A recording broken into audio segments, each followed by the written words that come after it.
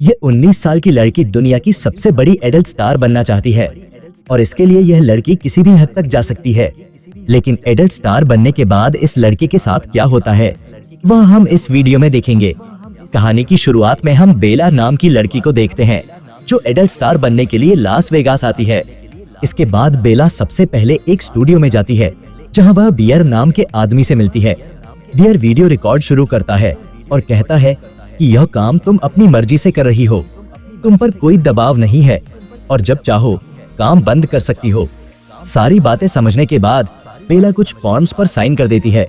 इसके बाद बेला अपने पार्टनर ब्रांड से मिलती है जो वीडियो में बेला के साथ परफॉर्म करने वाला था। फिर डायरेक्टर आता है और क्योंकि यह बेला का पहला शूट था वह बेला को सारी चीजें समझा देता है कि हम किस तरह से शूट करेंगे। फिर बियर बेला को कहता है कि अपने पार्ट्स अच्छे से साफ कर लो और बेला वॉशरूम में चली जाती है। क्योंकि बेला यह सब पहली बार करने वाली थी, उसे बहुत डर लग रहा था, इसलिए उसने शूट करने से मना कर दिया। इसके बाद डायरेक्टर बेला के पास आता है और कहता है कि अगर तुम शूट नहीं करना चाहती हो तो कोई बात नहीं, वैसे भी तुम पर कोई दबाव नहीं है, लेकिन अगर तुम कुछ बड़ा करना चाहती हो तो तुम इसे एक बार ट्राई कर सकती हो।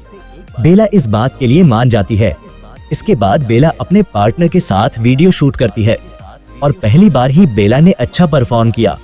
शूट खत्म होने के बाद बियर और डायरेक्टर दोनों बेला की बहुत तारीफ करते हैं क्योंकि बेला ने बहुत अच्छा काम किया था।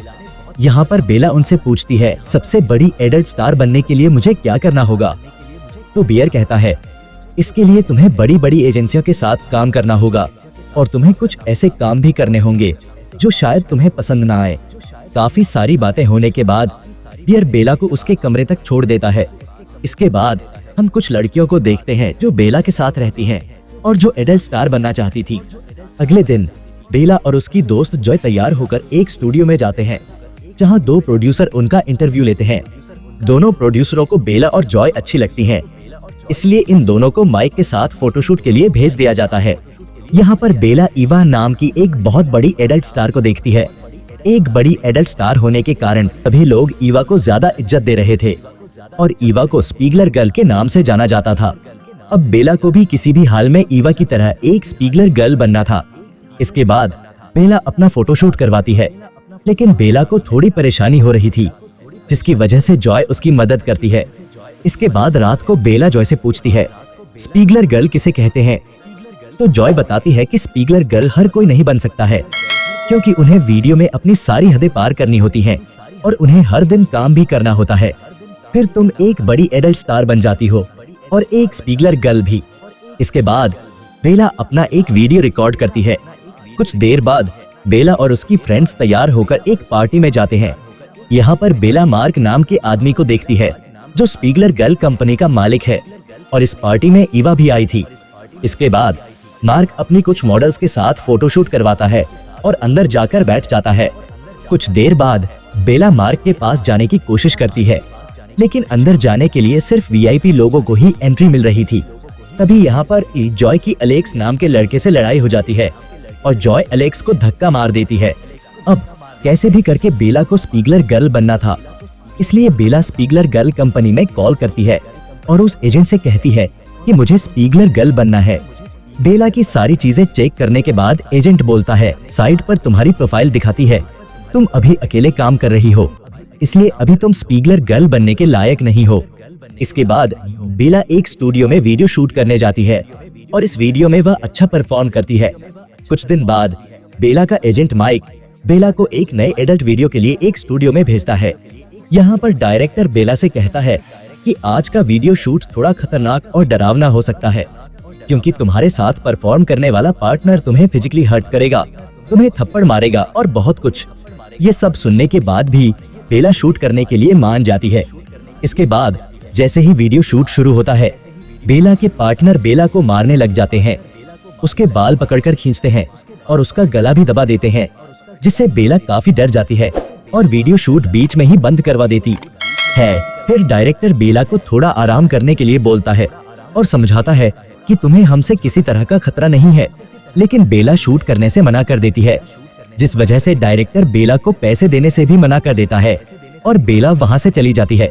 अब बेला की इस हरकत से बेला का एजेंट माइक बेला पर बहुत गुस्सा करता है और कहता है, मैंने तुम्हें पहले ही सारी चीजें समझा दी थी, फिर तुम शूट पर गई और बीच में ही उसे छोड़कर भाग गई। तो बेला बोलती है, वह लोग मुझे मारने पर तुले हुए थे और घंटों तक मेरा रेप करते रहे, इसलिए मैं बहुत डर गई थी क्योंकि मैं ये सब पहली बार कर रही थी। यह बात सुनकर माइक फिर से बेला पर चिल्लाने लग जाता है, जिस वजह से बेला माइक को छोड़ देती है। इसके बाद बेला काम की तलाश में दूसरे स्टूडियोज में कॉल करती है, लेकिन बेला को कोई भी काम नहीं दे रहा था। कुछ दिन बाद बेला को एक आइडिया आता है और BeBlack.com कंपनी में कॉल करती है और उनसे बोलती है कि अगर आप मुझे बिना एजेंट के काम देंगे तो मैं फ्री में काम करूंगी। अगले दिन बेला को वीडियो शूट के लिए स्टूडियो बुलाया जाता है। यहाँ पर डायरेक्टर बेला को वीडियो की स्टोरी बताता है और बोलता है कि आज तुम 2 अफ्रीकन पार्टनर के साथ परफॉर्म करोगी। बेला पहली बार किसी अफ्रीकन आदमी के साथ शूट कर रही थी, जिस वजह से बेला को काफी तकलीफ होती है, लेकिन किसी तरह बेला शूट पूरा कर लेती है। कुछ दिन बाद बेला की यह वीडियो काफी ज्यादा वायरल हो जाती है और बेला को स्पीगलर गर्ल के मालिक मार्क से मिलने का मौका मिलता है। यहाँ पर मार्क बेला से पूछता है कि आखिर तुम्हें स्पीगलर गर्ल क्यों बनना है और अपने बारे में बताओ। बेला अपने बारे में बताती है और बोलती है कि मैं स्पीगलर गर्ल इसलिए बनना चाहती हूँ क्योंकि मुझे इस तरह के काम को करने में मजा आता है और मैं इस काम के लिए बेस्ट हूँ। और वैसे भी मैं 2 ब्लैक आदमियों के सिस्टम को अपने अंदर महसूस कर चुकी हूँ और मेरे संगीत। इसके बाद बेला बहुत सारी वीडियो शूट और फोटो शूट करती है और कुछ ही दिनों में बेला एक बहुत बड़ी जानी मानी एडल्ट स्टार और स्पीगलर गर्ल बन जाती है। एक दिन बेला मार्क से बात करके अपनी फ्रेंड जॉय को भी एक वीडियो शूट के लिए अपने साथ लेकर जाती है और इसके लिए जॉय बहुत खुश थी। कुछ देर बाद डायरेक्टर इन दोनों से मिलता है और बोलता है कि आज जो एक्टर तुम्हारे साथ शूट करने वाला था वह किसी कारण की वजह से आज शूट के लिए नहीं आया, इसलिए एलेक्स नाम का एक्टर तुम्हारे साथ शूट करेगा। लेकिन ये बात सुनकर जॉय थोड़ी सी डर जाती है क्योंकि यह वही आदमी था जिससे एक पार्टी में जॉय की लड़ाई हो गई थी और जॉय ये वीडियो शूट करने से मना कर देती है। लेकिन बेला जॉय को समझाती है और बोलती है कि यह वीडियो शूट जैसे तैसे कर लो, उसके बाद तुम्हें भी दूसरे स्टूडियो से ऑफर आएंगे और जॉय शूट के लिए मान जाती है। इसके बाद ये वीडियो शूट स्टार्ट करते हैं, लेकिन एलेक्स जानबूझकर जॉय के साथ गंदी हरकतें करता है और जॉय की पीठ पर अपने नाखून गुस्सा देता है और बेला भी ये सब देख रही। इस चीज से जॉय को बहुत गुस्सा आता है और यह डायरेक्टर को एलेक्स की इस हरकत के बारे में बताती है और बेला से बोलती है कि जो भी तुमने देखा वह सब बताओ। लेकिन यहाँ पर बेला जॉय का साथ नहीं देती है क्योंकि बेला अपने करियर के पीक पर थी और बेला की एक गलती सब बर्बाद कर देगी। जॉय को बेला से यह उम्मीद नहीं थी, इसलिए जॉय बेला को धक्का मारकर यहाँ से चली जाती है। इसके बाद बेला एलेक्स के साथ वीडियो शूट खत्म करती है और बेला को जॉय के लिए बहुत बुरा भी लग रहा था। इसके बाद बेला अपने रूम पर आती है तो देखती है कि जॉय ने बेला के सारे कपड़े बाहर फेंक दिए थे क्योंकि अब जॉय बेला को अपने साथ नहीं रखने वाली थी, इसलिए बेला एक नई फ्लैट में रहने के लिए आ जाती है। कुछ दिन बाद बेला को एक लेस्बियन वीडियो में काम करने का मौका मिलता है और इस वीडियो में बेला को ईवा के साथ परफॉर्म करना था। इसके बाद जब वीडियो शूट स्टार्ट होता है तब ईवा बेला को एक और बार नहाकर आने के लिए बोलती है क्योंकि मुझे बेला से बदबू आ रही है। कुछ देर बाद जब वीडियो शूट स्टार्ट होता है तब बेला से अच्छे से अपना बदला ले लेती है और वैसे भी बेला ईवा से जलती भी थी। इसके बाद वीडियो शूट खत्म हो जाता है और यह दोनों यहाँ से चले जाते हैं। रास्ते में बेला ईवा से अपनी हरकतों की माफी मांगती है, लेकिन ईवा को उन सब चीजों से कोई फर्क नहीं पड़ा था और वैसे भी बेला का स्पीगलर गर्ल बनने का सपना पूरा हो गया था। कुछ देर बाद बेला कार रुकवा कर रास्ते में ही उतर जाती है और ये मूवी यहीं पर खत्म हो जाती है।